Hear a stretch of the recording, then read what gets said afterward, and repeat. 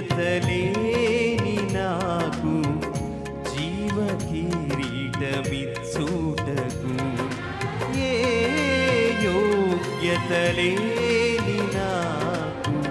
జీవ కిరీటమిచ్చుటకు నీ కృపనను వీడగా